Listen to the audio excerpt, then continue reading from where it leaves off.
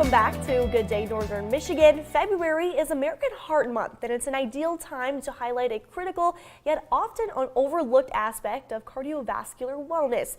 That is how patients can optimize their heart health before undergoing anesthesia. And that's why we've brought in an expert, the president of the Michigan Association of Nurse Anesthetists, born and raised in Sault Ste. Marie. Dee Berry is with us. Hi, Dee. Thanks for joining us. Welcome.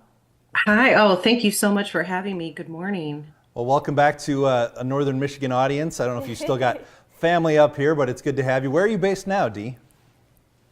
So I live down in Southwest Michigan, the St. Joe Benton Harbor area, but I'm currently up in the UP. I'm in Paradise, Michigan. We're on a little snowmobile retreat. Oh, excellent. Oh, very well, good. fun. Well, thanks for ducking out of that and staying warm for a few minutes to give us some time. No, thank you for the offer.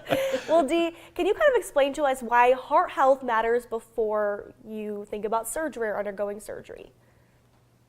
Oh, yeah, it's extremely important. Optimizing your heart health before anesthesia is crucial for reducing perioperative cardiovascular risk.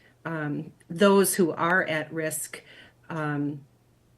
once undergoing anesthesia, because our anesthesia medications are cardio suppressive, meaning that they do affect the function of the heart. So if you are at high risk for a cardiovascular event during anesthesia, it is extremely important to optimize before having that procedure done.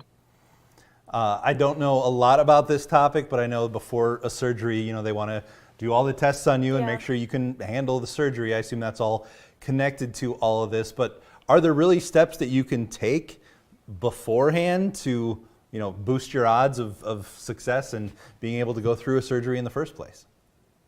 Absolutely. I am a big believer in accountability to self, and so kind of help me help you type of thing.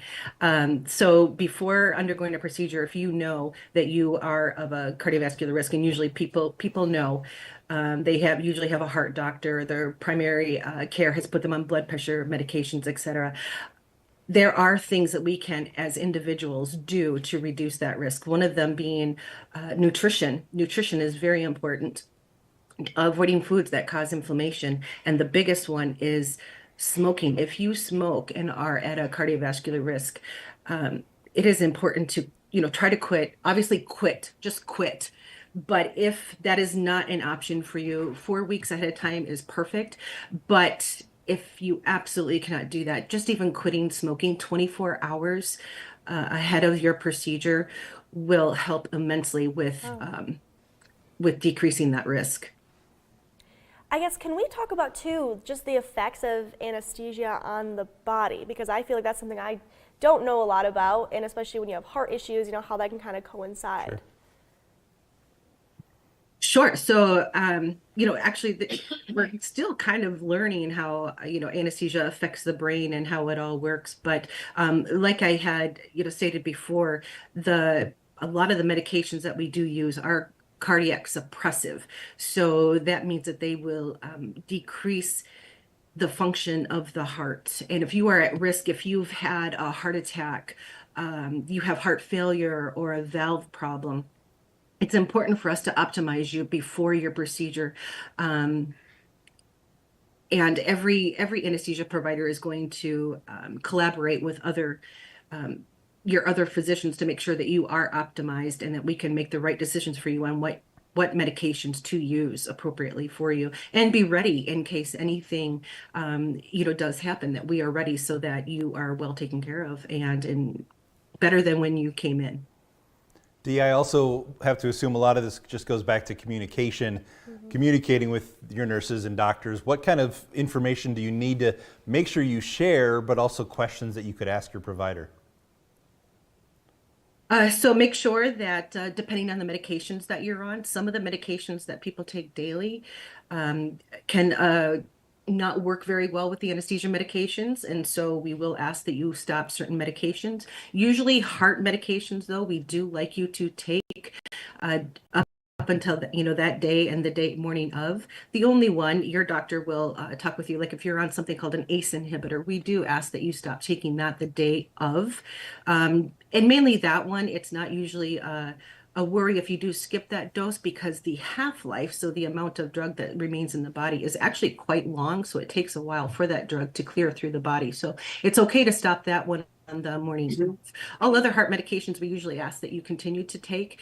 And a lot of facilities nowadays have what they call, like a pre-op clinic, and you'll go in and you will speak with maybe a nurse practitioner or a physician associate, and they will go through everything. And if any testing is still required, they will order it. That way we have it the morning of, so that we can actually reduce the incidence of cases being canceled too, which disrupts, everybody's life.